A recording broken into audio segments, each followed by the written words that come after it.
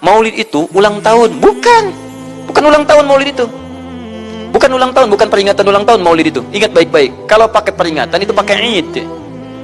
Idul Milad, ya, hari kelahiran, peringatan hari kelahiran, ulang tahun. Tapi kalau cuma Maulid itu waktu kelahirannya. Apa hukumnya hari kelahiran? Hari kelahiran gak ada hukumnya. Yang melekat hukum itu bagaimana menyikapi hari kelahiran itu. Itu poinnya. Paham ya? Ketika ada perbuatan melekat kepadanya, maka di situ ada hukum. Maulud itu bayinya berarti nabinya. Apa hukum Maulud? Apa hukumnya nabi? Nabi yang lahir gak ada hukumnya. Jadi kalau Anda menolak Maulud dengan pengertian seperti ini, maka Anda keluar dari Islam. Kalau dalam hukum seperti ini, saya menentang Maulid Nabi, berarti Anda menentang kelahiran Nabi sallallahu alaihi wasallam. Saya menentang Maulud Nabi, berarti Anda berhadapan dengan Nabi, Anda musuh Nabi. Jadi kalau Anda dimaksudkan dengan kata Maulud dan Maulid, Anda tidak bisa menentangnya, bisanya menerima. Saya menerima. Kenapa? Karena dalam pengertian bahasa, Maulid itu artinya waktu kelahiran. Maulud artinya nabinya. Bagaimana menyikapi Maulid dan Maulud itu? Saya tahu nabinya dilahirkan, nabinya sudah ada. Jelas ya? Maka kemudian saya pun tahu waktu kelahirannya. Bagaimana kemudian menyikapi itu semua? Maka Masya Allah, Quran surah ke-11 tadi, 10 tadi, Yunus, ayat 57 sampai 58. Kalau sampai kemudian ke 58-nya, falyafrahu.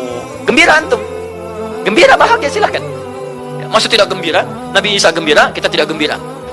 Ya, Nabi Ibrahim gembira, kita tidak gembira. Nabi yang tidak melihatnya gembira. Masa kita yang mendapatkan bagian Nabi tidak gembira? Jelas ya? Nabi yang mengharapkan hadir saat kedatangannya gembira. Kita yang mendapatkan kedatangan beliau walaupun tak mampu melihatnya, dan kita menjadi umatnya, masih tidak gembira? Umat dulu bukan bagian umat Nabi Muhammad, karena Nabi Muhammad tidak hadir di zamannya.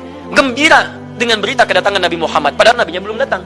Masa kita yang jadi umatnya, yang nabinya telah kemudian kita dapati walaupun tidak melihatnya, masa kita tidak ikutan gembira? Maka pertama kita mesti gembira.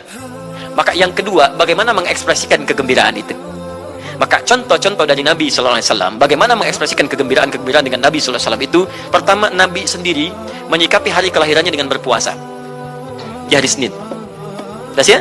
Ini bagi Nabi sendiri pribadinya. Nanti jadi hukum untuk kita. Nah, sekarang bagaimana para sahabat menyikapi kelahiran Nabi sallallahu alaihi wasallam, kedatangan Nabi sallallahu alaihi wasallam, dan menyikapi keberadaan Nabi sallallahu alaihi wasallam. Bukan cuma lahirnya, tapi setiap kedatangannya. Nabi datang dari Madinah, dari Mekah ke Madinah disambut oleh para sahabat yang ada di sana. Nabi datang dengan perang Tabuk, dari perang Tabuk disambut oleh para sahabat di sana. Tala al-badru alaina min thaniyatil wada'i wajib syukru alaina mada'alillahi da'i. Masya Allah, disambut dengan madid. Bukti kesenangan mereka kepada Nabi sallallahu alaihi wasallam. Ada yang memuji Nabi sallallahu alaihi wasallam seperti Hasan bin Thabit, buat puisi-puisi memuji Nabi. Seperti Zuhair bin Abi Salma, tadinya musuh Nabi, begitu masuk Islam memuji Nabi sallallahu alaihi wasallam. Ada yang lagi kemudian menghormati Nabi dengan kedatangannya, dengan mengikuti Nabi kemanapun. Nabi mencontohkan, amalkan. Nabi mengajarkan, ikuti. Masya Allah. Begitu Nabi meninggal, diabadikanlah kemudian nilai-nilai penghormatan itu. Ada yang menulis sejarah tentang Nabi.